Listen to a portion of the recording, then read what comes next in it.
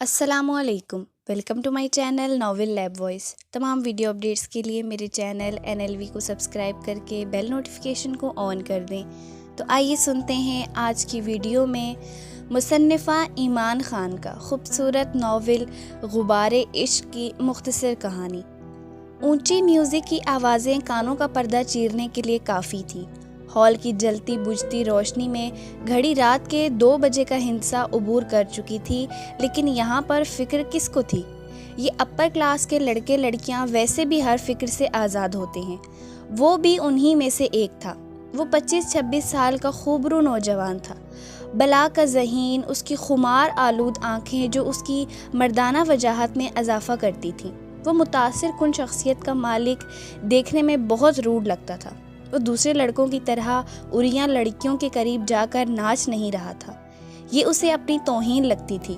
لڑکیاں خود اس سے متاثر ہوتی تھیں۔ تبھی اس کی نظر جیکی پر پڑی، جو بہت مختصر لباس میں تھی اور اس کے قریب آ چکی تھی۔ جیکی اسے شکایت کرتی ہے کہ تم مجھ سے پیچھا چھڑوا رہے ہو، جس پر اس نے پرسکون لہجے میں کہا کہ مجھے امید نہیں تھی تم میری بات اتنی جلدی سمجھ جاؤ گی۔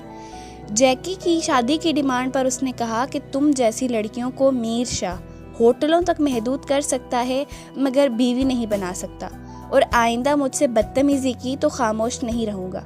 تم نے میر شاہ کے ڈسے ہوئے لوگ دیکھے نہیں، نہ اجڑتے ہیں نہ بستے ہیں، بہتر ہے مجھ سے دور رہو۔ جیکی کے چہرے کا رنگ زرد پڑ چکا تھا، وہ ٹشو سے پسینہ صاف کرتی آگے بڑھ گئی، جبکہ میر شاہ بھی جا چکا تھا۔ میر شاہ اپنے والدین کی اکلوتی اولاد تھا۔ شیراز شاہ مشہور سیاستدان تھے، جبکہ مسز شیراز سوشل ایکٹیویٹیز میں مصروف مغرور خاتون تھیں۔ والدین کے وقت نہ دینے اور ماضی میں خود پہ گزرے حادثے نے میر شاہ کو خود سر اور بے حس بنا دیا تھا۔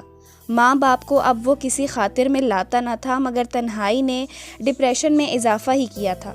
وہ چاہ کر بھی خود پہ گزرے وقت کو بھلا نہ پایا تھا، جس نے اسے مزید تلخ اور سب سے بیزار کر رکھا تھا۔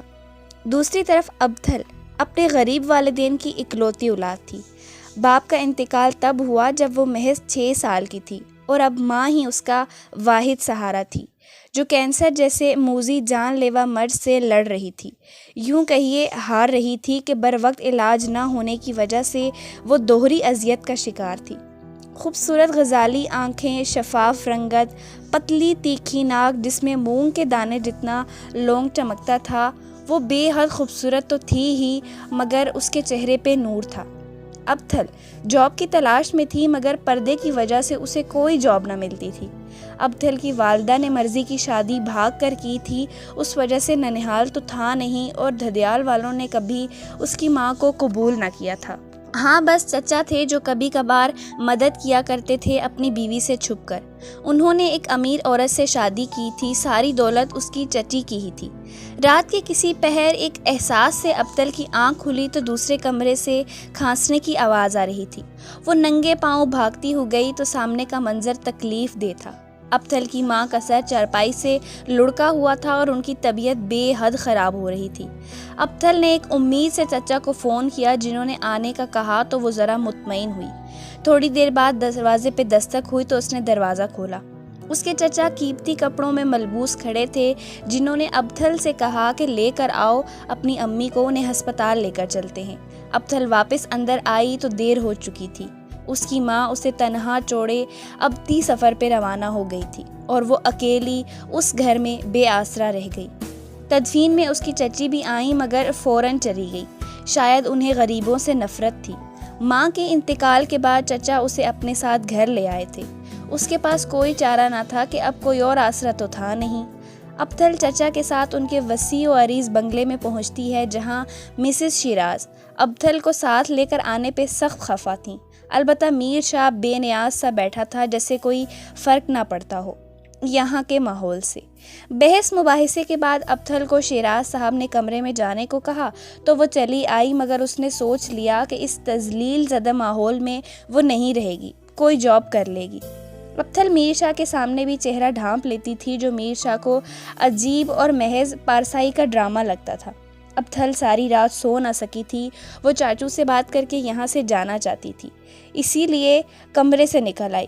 कमरे से निकलकर महसूस हुआ बंगले के निचले पोर्शन में कोई न था, अलबत्ता ऊपर के कमरे से बातों की आवाज़ आ रही थी।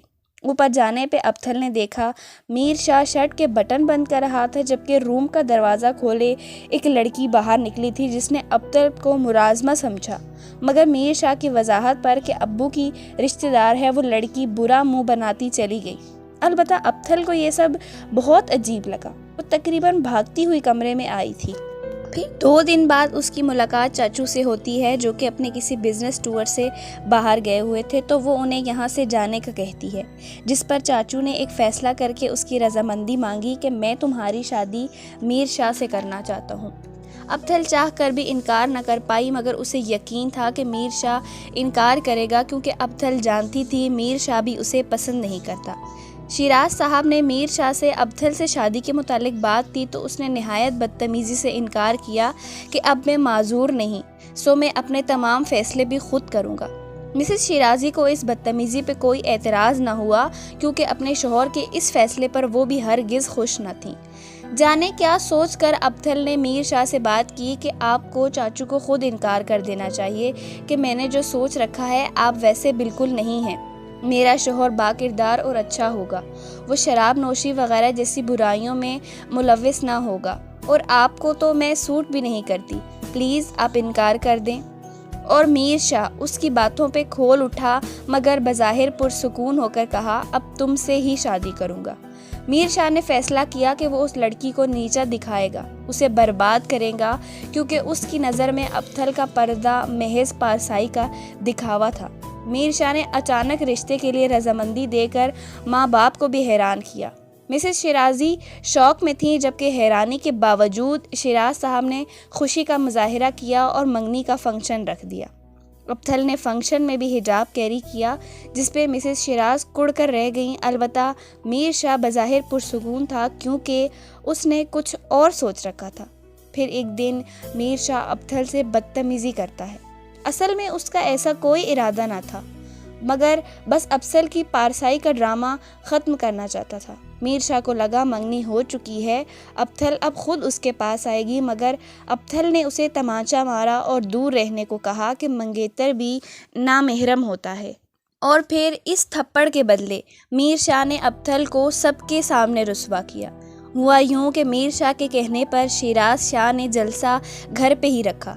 तमाम ख़वातीन अबथल से मिलना चाहती थी, तो मीर शाह सबको ये कहकर रूम तक ले आता है कि अबथल नहीं आएगी ना, आप रूम में ही मिल लें। मगर जैसे ही दरवाज़ा खुला, सामने का मंजर देखकर सब साकित हो गए। अबथल मीर शाह के दोस्त की गिरफ्त में थी, किसी ने उसका यकीन न किया, और उस दिन मीर शाह ने अबथल को बिना हिजाब देखा तो मबहूत ही रह गया। कोई इतना खूबसूरत कैसे हो सकता है? खुद का प्लान होने के बावजूद मीर शाह को उस वक्त जाने क्यों बुरा लगा। शिराज शाह मीर शाह को कहते हैं कि पहले अबथल से शादी मेरा फ़ैसला था, मगर मैं गलत था, अब तुम्हारी मर्ज़ी, तुम जो भी फ़ैसला करो। और मीर शाह उनसे कहता है कि मैं भी तो अच्छा लड़का नहीं, आप निकाह की तकरीब रखें। मिसेस शाह हैरान थीं कि मीर शाह के दिमाग में क्या चल रहा है। फिर निकाह हो गया।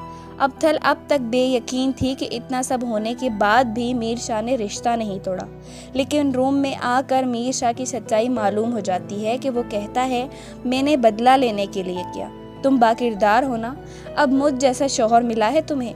जिस पर अबथल जज्बाती होकर चैलेंज करती है कि तुम्हें मुझसे नफ़रत है ना, तुम मुझसे खुद इजहार इश्क करोगे।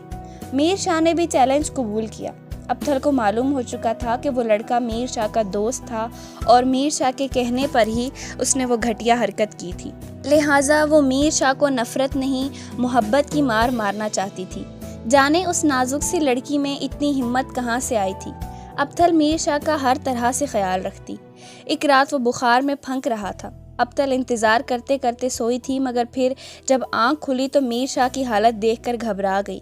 माथे पे पट्टियाँ की और बुखार कम हुआ तो मीर शाह पुरसुकून होकर उसी की गोद में सर रखे सो गया। अबथल को मालूम था, अबथल को वो मासूम लगा, और जाने कब उसे मोहब्बत हुई मीर शाह से। और आहिस्ता आहिस्ता अबथल ने मीर शाह को डिस्कवर कर लिया कि वो जैसा दिखता था वैसा हरगिज़ न था, बस खोल था। अबथल की तवज्जो और ख़याल पे मीर शाह कहता कि तुम शर्त जीतने के लिए ये सब करती हो ना, تو ابتل کہتی کہ اب میں ہار بھی جاؤں یا جیتوں بھی تب بھی فرق نہیں پڑتا۔ ابتل نے میر شاہ کے دل میں اپنا مقام بنا لیا تھا۔ اس نے اپنا درد بیان کیا ابتل سے کہ میں 10 سال کا تھا جب میں پاپا کے مخالف پارٹی کے لوگوں نے مجھے گولیاں ماری، میری ٹانگ مفلوج ہو گئی تھی، میری ماں کے پاس وقت نہ تھا، اس نے ملازمہ ہائر کر لی اور باپ بھی الیکشن جیتنے میں مصروف تھا۔ جو ملازمہ تھی وہ بہت مہربان تھی، میں ان سے بہت اٹیچ تھا۔ میں ٹھیک ہوا تو اچانک ہی انہوں نے آنا چھوڑ دیا، پتہ نہیں کہاں چلی گئیں وہ۔ ماں نہ تھی مگر ماں کا پیار دیا مجھے انہوں نے سنبھالا تھا۔ ابتل اسے کہتی ہے کہ ہم انہیں مل کر ڈھونڈ لے گئے تھے، آپ کے پاس ان کی کوئی تصویر ہے؟ تصویر جب ابتل کو دکھائی جاتی ہے تو وہ اسے دیکھ کر ساکت رہ جاتی ہے کہ وہ تصویر کسی اور کی نہیں، اس کی ماں کی تھی۔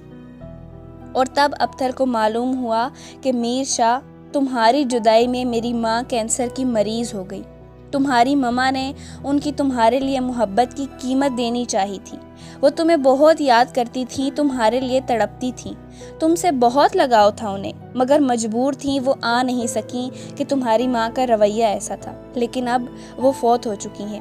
اور میر شاہ پتھر کا بت بنے سب سنتا گیا۔ ابتل اور میر شاہ کے بیچ حائل دیوار گرتی گئی۔ دونوں غموں سے چور تھے مگر اب ایک دوسرے کا سہارا تھے۔ اور پھر انہیں معلوم ہوا کہ مسز شیراز کو بلڈ کینسر ہے، لاسٹ سٹیج کا۔ مسز شیراز تو موت کے خوف سے پاگل ہو رہی تھی، جبکہ میر شاہ بے بس سا انہیں دیکھ کر رہ گیا کہ کیا یہ مکافات عمل تھا؟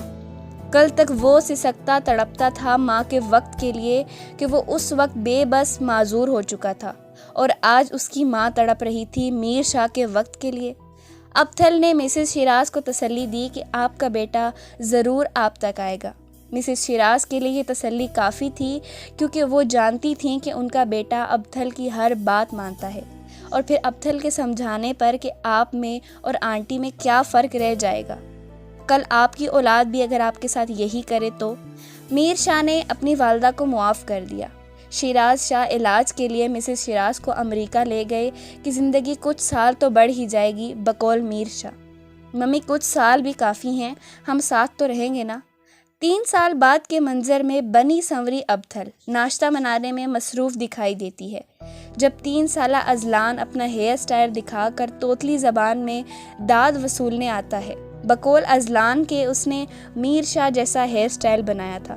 ابتل کی دیکھا دیکھی اذلان اپنے باپ کو شاہ ہی کہتا تھا۔ تبھی میر شاہ آتا ہے اور ابتل کے گالوں کو چھوتا ہے تو اذلان سخت احتجاج کرتا ہے۔ شاہ صبر کے گھونٹ پی کر رہ گیا کہ جب سے اذلان آیا تھا کبھی ابتل کو اکیلا نہ چھوڑ رہا تھا، ہر وقت باڈی گارڈ بنا رہتا تھا۔ لاؤنج میں مسز شیراز جو بوڑھی دکھائی دے رہی تھی اور شیراز شاہ پوتے اور بہو بیٹے کی نوک جھونک پر مسکرا رہے تھے۔